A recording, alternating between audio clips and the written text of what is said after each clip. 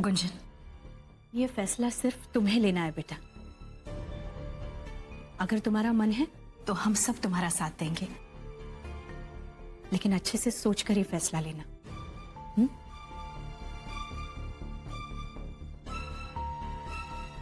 Politics और मैंने तो कभी सपने में भी ये सब कुछ नहीं सोचा था। एंड ये सब कुछ कहां से कहां पहुंचता चला जा रहा है। मैंने तो सिर्फ एक छोटी सी कोशिश की थी कि हम लड़कियों पर कोई अपराध ना हो, और अब लोग मुझे एक युवा नेता के रूप में देखते हैं। स्ट्रेंज। आई मीन, मैं बदलाव लाना चाहती हूँ, लेकिन ऐसे नहीं। मैं सिर्फ एक 19 ईयर ओल्ड हूँ, एक पति है मेरा, पढ़ रही हूँ, घर की जिम्मेदारियां भी है, ये सब कुछ भी तो देखना है।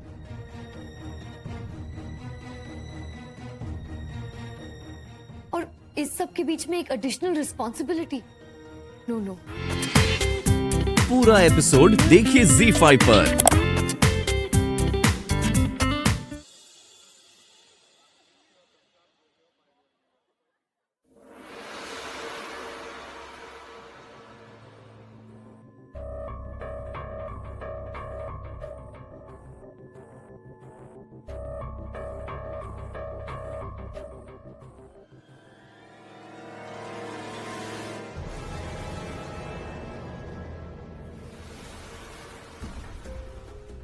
गुंजन, क्या हुआ? मुझे ऐसा लगा कोई है। चल। लगता है कि आज हमारा हिस्ट्री का लेक्चर थोड़ी देर तक चलेगा।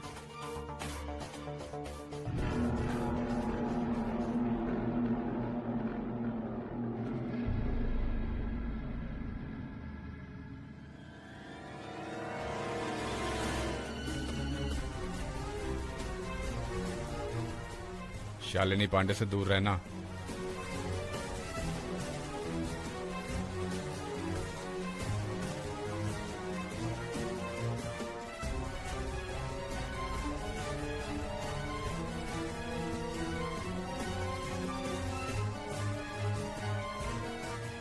शालिनी जी नमस्कार। सामान आपका पहुंचा दिए हैं, आटा कल पहुंचा देंगे। क्या हुआ? किसे मुड़ के देख रही हो? रचना, प्लीज बस चलो यहाँ से जल्दी। चलो।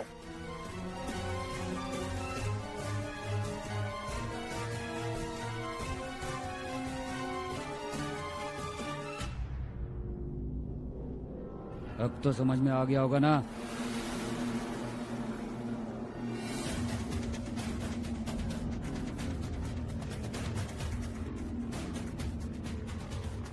गुंजन, हमारा हाथ है, इतनी डर गई? रचना प्लीज बस चलो यहाँ से, चलो। ऑटो रुको। रचना तुम जाओ, मैं आती हूँ। अरे लेकिन हुआ क्या? रचना बाद में बताऊंगी, प्लीज तुम जाओ।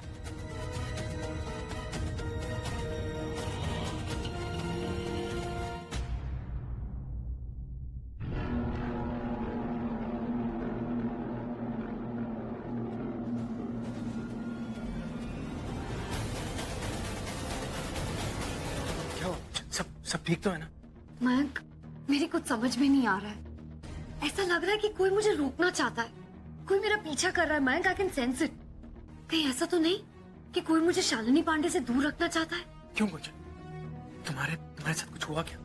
नहीं, कोई आया या दिखा तो नहीं, लेकिन बस बार बार ऐसा फील हो रहा है मुझे। मयंक, आई नो कि तुम बिजी हो, बॉस तुम्हारा वेट कर रहे हैं, लेकिन प्लीज इन 2 मिनट्स में मेरी डिसीजन लेने में हेल्प करो ना। एज अ हस्बैंड नहीं, एक फ्रेंड की हैसियत से, प्लीज मयंक। गुंजन, तुम भी ना। देखो, या तो ये हो सकता है कि कोई मेरा वेल विशर हो जो मुझे इस पॉलिटिक्स के पचड़े से दूर रखना चाहता है, बट दैट्स हाईली अनलाइकली। या तो फिर ये हो सकता है कि मैं और शालिनी जी मिलकर एक बड़ा बदलाव लाए एंड वो इसे रोकना चाहता हो। ये भी तो हो सकता है ना Mayank.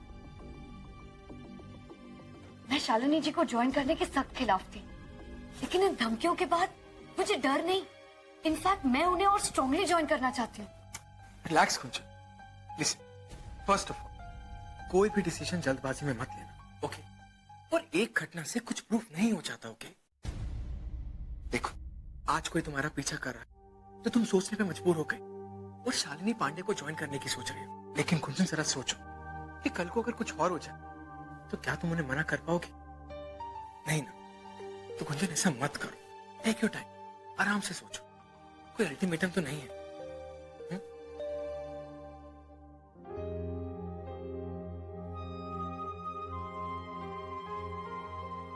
Thank you so much Mayank, तुमने मेरे सारे कंफ्यूजन्स दूर कर दिए। And I am so sorry, मुझे ऐसे नहीं आना चाहिए था ना। तुम्हारे बॉस तो तुम्हें गोली से उड़ा देंगे। इतनी जल्दी शहीद नहीं होने वाला। अभी बहुत सारा प्यार करना है तुम्हें, समझी? माय डियर वाइफ, अब मुझे इजाजत दो तो मैं जाके काम करूं। चलो अब तुम भी जाओ, अब मैं तुम्हें बाहर तक छोड़ के आता हूँ। चलो। नहीं मयंक, इट्स ओके, मैं तुम्हें कॉलेज पहुंचकर मैसेज कर दूंगी। ओके ठीक है, आओ।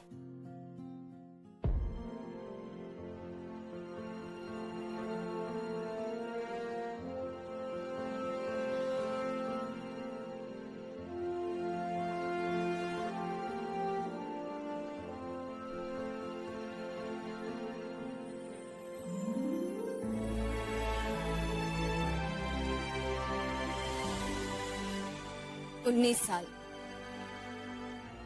हम भी 19 साल के थे जब तुम्हारी तरह एक्टिविस्ट थे, औरतों से जुड़े मुद्दों पर आवाज उठाते थे, उनके लिए काम करते थे। किसे पता था, किसे पता था आज यही काम हमें इस गद्दी पर बिठा देगा। बड़ा लंबा सफर रहा है Gunjan. Excuse me madam, madam वो नवशक्ति मैगजीन से आपके कवर फोटो के लिए। ओह हाँ, वो तो हम भूल ही गए। प्लीज आइए।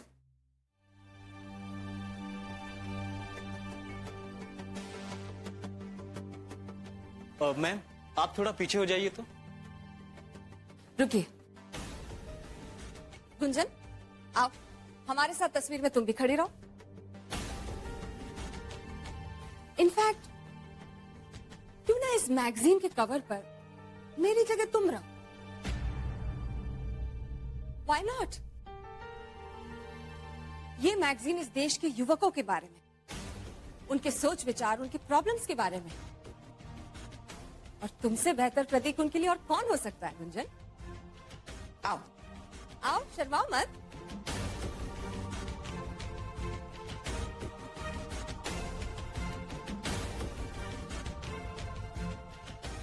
हमारे साथ खड़ी तो रह सकती हो, कहते ना एक से भले दो।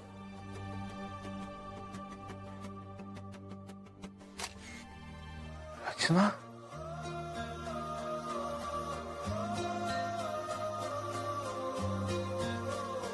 दो लफ्ज की है बात एक ही है, क्यों दरमियां। मैं जानता था तुम जरूर आओगी, क्योंकि हमारा प्यार अमर है।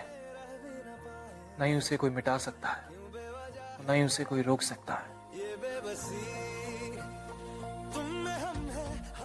I love you, रचना।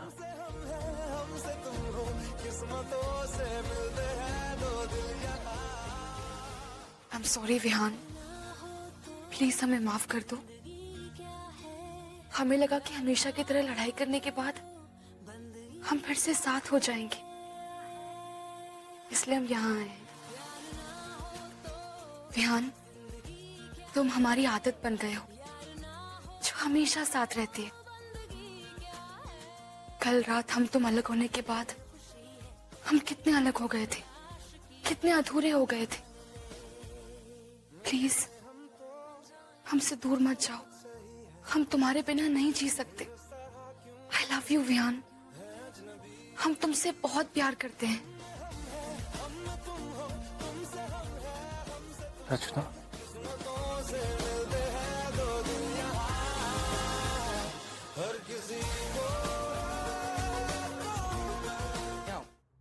इधर आओ, बैठो और मुझे बताओ कि तुम्हारी मीटिंग कैसी रही? मीटिंग बहुत अच्छी थी। मैं, तुम्हें पता है शालिनी पांडे ना, शी इज जस्ट ऑसम। पता है जब मैं वहां गई तो वो एक बच्चे को ना मैथ्स ट्यूशंस दे रही थी। That's nice, but so what? Mayank, वो बच्चा उनकी काम वाली अच्छा ड्राइवर का था। अब उसके लिए अपने बिजी शेड्यूल से टाइम निकालना दैट्स अ बिग डील।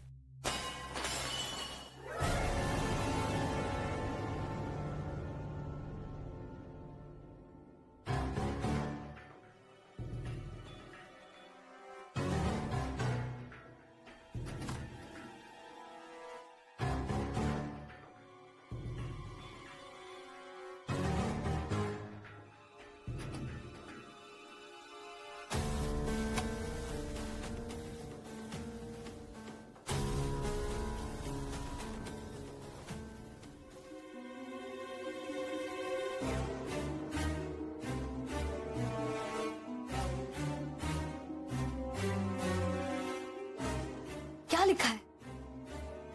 तुम्हारी भलाई किसमें है? जानती नहीं क्या? इसका क्या मतलब है? कौन हो सकता है? पता नहीं। कोई है जो मुझे शालिनी पांडे को ज्वाइन करने से रोकना चाहता है। अरे गुंजन बेटा, आज इतनी जल्दी तैयार हो गई, तो खास बात है क्या? जी आंटी जी, वो मैं अरे गुंजन, मौसी जी मैं आप ही के पास आ रही थी। मैं सोच रही थी कि अगर रचना मेरे साथ चलती शालिनी पांडे जी के यहाँ तो। गुंजन बेटा, तुम तो जानती हो ना रचना पर इस वक्त क्या बीत रही है। हमें ऐसा लगता है कि अगर वो घर पर रहकर आराम करेगी तो उसके लिए अच्छा होगा, नहीं? जी मैं समझ सकती हूँ। हम तुम्हारे साथ चले चलते, लेकिन अरे दीदी आप बेकार में चिंता कर रही हैं। गुंजन के साथ हम चले जाते, पूरा दिन साथ रहेंगे, अकेला नहीं छोड़ेंगे। और वैसे भी कोई बड़ा साथ में जाए ना तो बड़ा अच्छा इंप्रेशन पड़ता है। बस बेटा हम अभी तैयार होकर आए, बस यूं गए और यूं आए। अब आंटी जी वो मैं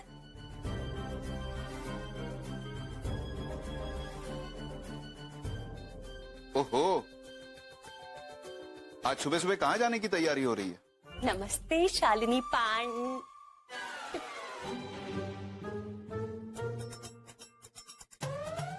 सुप्रभात पांडे मैडम जी। हाँ ये ठीक रहेगा। लो हम तो हो गए तैयार। कैसे लग रहे हैं हम? ठीक है ना? वो क्या है ना कि मैडम के ऑफिस में जा रहे हैं ना, इसलिए पहला इंप्रेशन ना लास्ट इंप्रेशन होता है। क्या हुआ, ठीक नहीं है? बदल दे क्या? अरे नहीं नहीं, बहुत अच्छी लग रही है। बेटा ये ना हमारी सबसे अच्छी और सबसे महंगी साड़ी है। हाँ चलिए। बाय बेटा।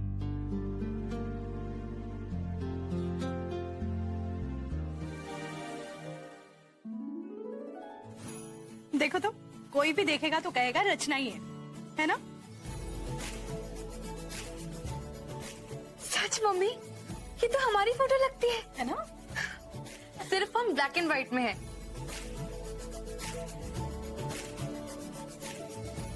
लेकिन आपके साथ ये कौन है?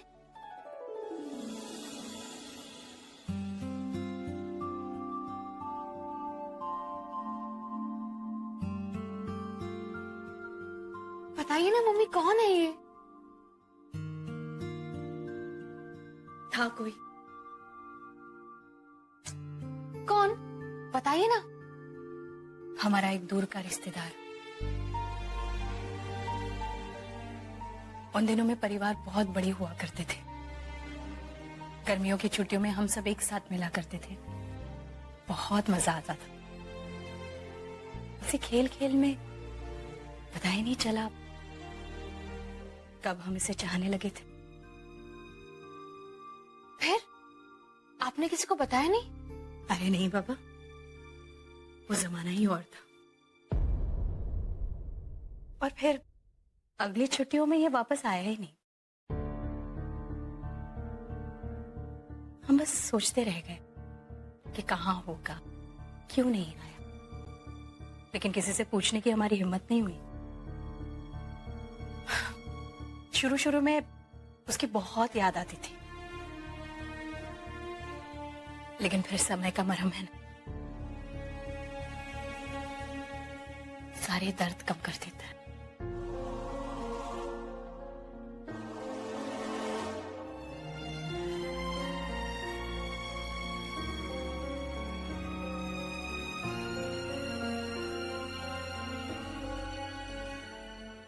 पढ़ने के लिए किसी उम्र की जरूरत नहीं होती, उसके लिए सिर्फ दो चीजों की जरूरत होती है, चाह और लगन, शिक्षक और शिष्य, बस। हम चाहते हैं कि आप लोग जाकर गांव-गांव में बच्चों और बूढ़ों को पढ़ाएं। स्कूल का इंतजाम हम करेंगे, बस इतना ही काफी है एक पूर्ण शिक्षित समाज के लिए।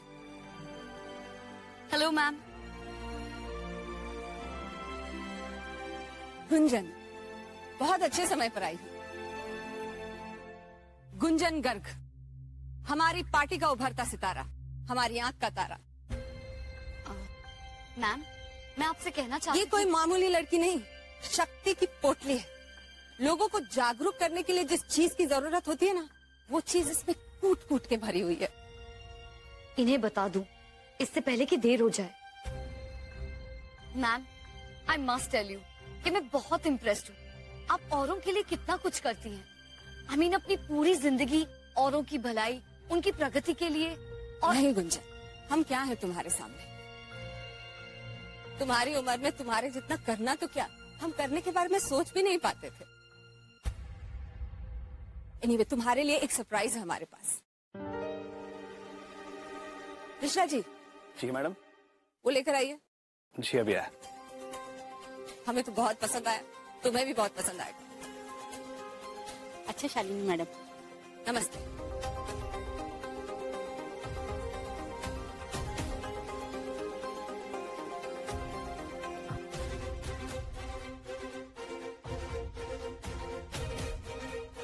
बस ये पकड़ो जरा।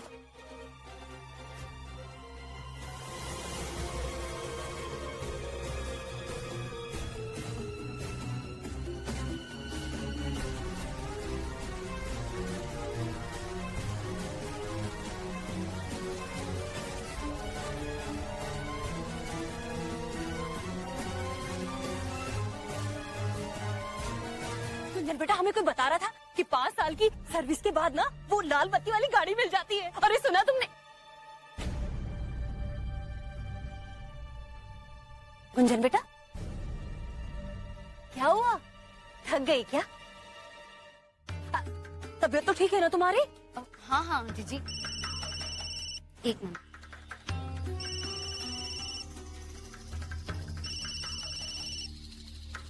Hello, good afternoon Gunjan Garg. बस ये कहने के लिए फोन किया था कि जितना सोचा था तुम उससे कहीं ज्यादा समझदार निकली। कौन है आप? कहाँ से बात कर रहे हैं?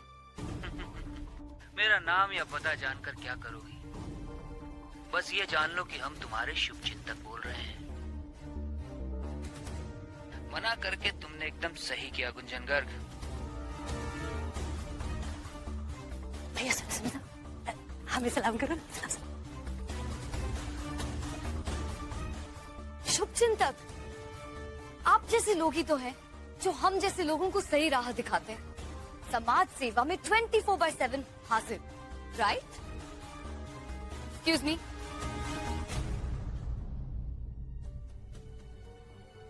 Excuse me. ज्यादा बनो मत। तुम वही हो ना जो रोज मुझे फोन करके धमकियां दे रहा है, लेटर्स फेंक रहा है? शायद आपको कोई कंफ्यूजन है। कंफ्यूजन? अच्छा ये बताओ कि तुम कब तक आ रहे हो? मैं कब से वेट कर रही हूँ। I am so sorry. अजीब है। गुंजन, अभी तक तो भी आई हो। एनीवे, मैं तुम्हें किसी से मिलवाना चाहती थी। इनसे मिलो। ये है वचन। वचन, गुंजन। हेलो।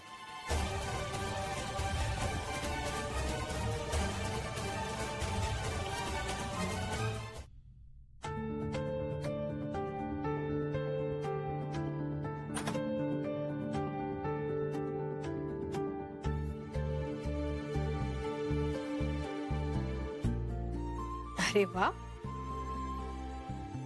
किस बात पर इतना मुस्कुरा रही है हमारी बिटिया? दिल्ली के फैशन शो में हमारी एक दोस्त बन गई थी, राधिका। उसने कुछ फोटोज सेंड किए, वही देख रहे हैं। अच्छा, जरा हमें भी तो दिखा। ये देखिए। रचना बेटा, कितनी सुंदर लग रही हो तुम। एक मिनट, हम आपको वीडियो भी दिखाते हैं। हाँ,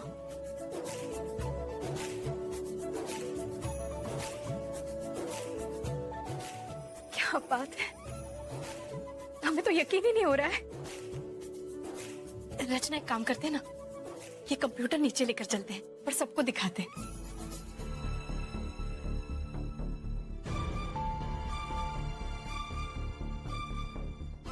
दिल्ली कॉलेज,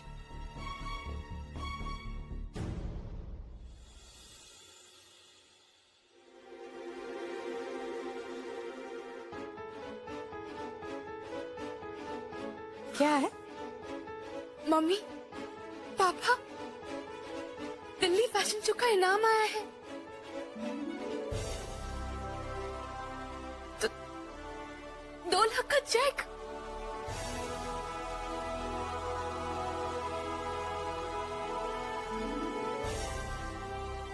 क्या? अरे वाह, देखिए तो। हाँ, वाह, क्या बात है रचना। पहले फोटो, उसके बाद चेक। भाई साहब, इसे कहते हैं सोने पे सुहागा। वैसे भाई साहब, चेक का तुरंत एफडी करा देना चाहिए। रचना के आगे के पढ़ाई में काम आ जाएगा, है ना? नहीं प्रभु, ये रचना के पैसे हैं। जैसे उसके मन में आए वैसे इस्तेमाल कर सकती है। उसकी पहली कमाई है। हाँ, लेकिन सबसे पहले इसे भगवान के चरणों में रख दो। सब उन्हीं की कृपा से हुआ है।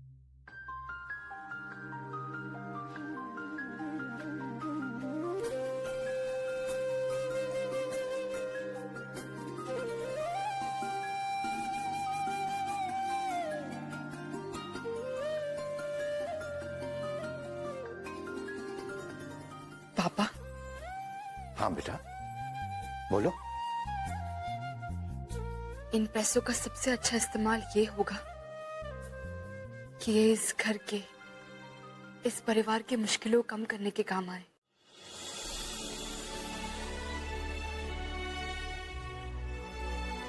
रचना? हाँ पापा, ये सब कुछ हमने आपके लिए तो किया था।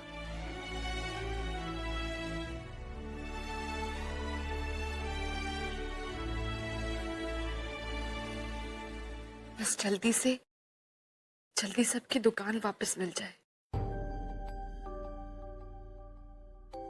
इन पैसों पे हमारा कोई हक नहीं है।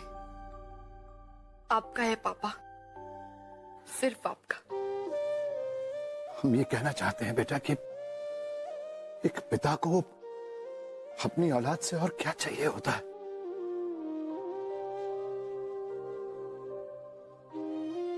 तुमने हमें सब कुछ दे दिया बेटा, सब कुछ दे दिया।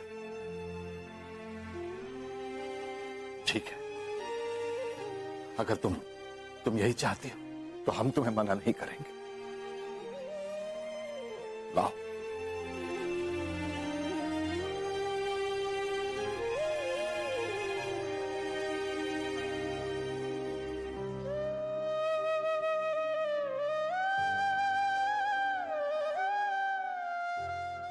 थैंक यू पापा। नहीं बेटा, नहीं।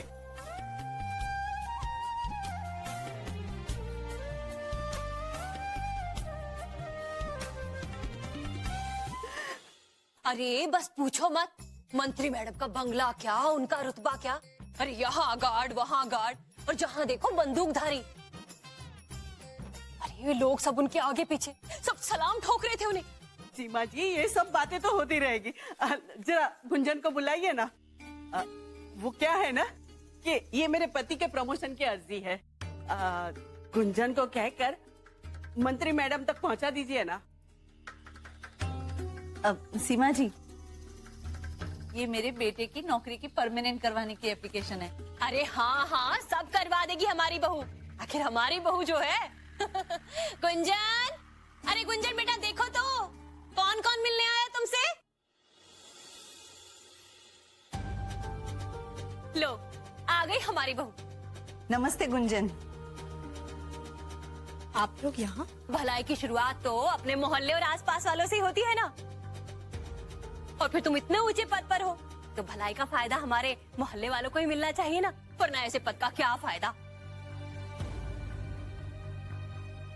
इसीलिए बेटा हमने इन सब से कह दिया है कि इन्हें जो जो भी काम करवाना हो ना ऐसे लिख कर दे दे, वरना तुम क्या क्या याद रखोगी, है कि नहीं बेटा?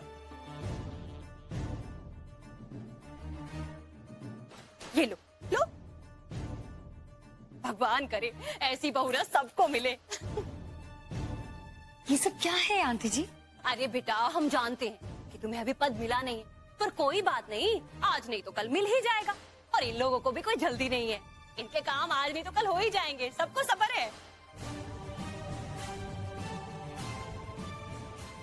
एक मिनट आंटी जी, एक मिनट, आप गलत समझ रही हैं।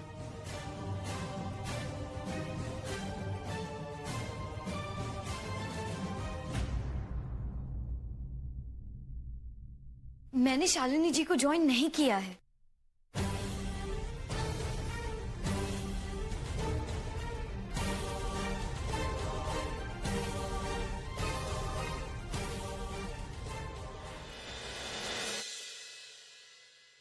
चलो गीता, चलो चलो चलो।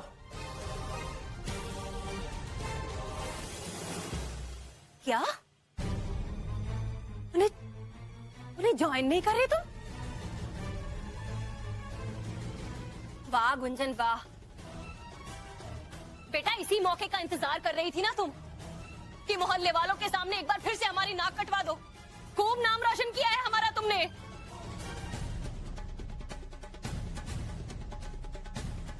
हम क्या समझते नहीं है? तुमने जो कुछ भी किया जानबूझकर किया है।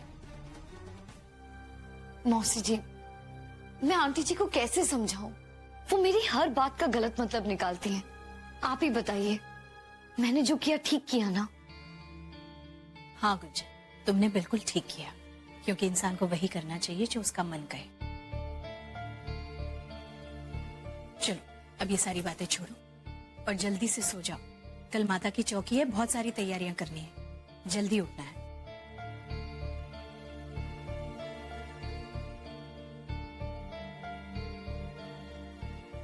गुंजन, तुम इतना इंपॉर्टेंट फैसला लेने कैसे भूल गई? कौन सा? How could you Gunjan? जिस लड़की को पूरे देश की, पूरे बनारस की, पूरे यूथ विंग की सबकी इतनी चिंता है, उसे इस बंदे की जरा भी चिंता नहीं। मयंक, मलिकाए गुंजन और किसी को हो ना हो, लेकिन मुझे तुम्हारे हर टाइप की सपोर्ट की बहुत जरूरत है। मुझे भी। शैतान, अपना मतलब निकाला तो कोई तुमसे सीखे। वैसे पता है Mayank, I am so relieved. पता है, उन्हें मना करने के बाद ना चैन की सांस मिली, वरना ये धमकियां, फोन कॉल्स, डराना, परेशान हो गई थी मैं। अरे इंटेलिजेंट वाइफ का यही तो फायदा है। अच्छा एक मिनट रुको, मुझे तुम्हें कुछ दिखाना है।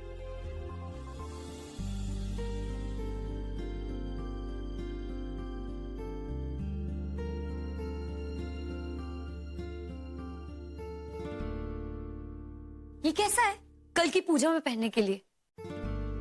आई जस्ट होप इसे देखने के बाद आंटी जी का गुस्सा ठंडा हो जाए। 100%। अगर करंट मूड के हिसाब से देखा जाए तो लाल रंग से कुछ भी बेटर नहीं, सास और बहू के रिश्ते को एक्सप्रेस करने के लिए। पूरा एपिसोड देखिए ZEE5 पर।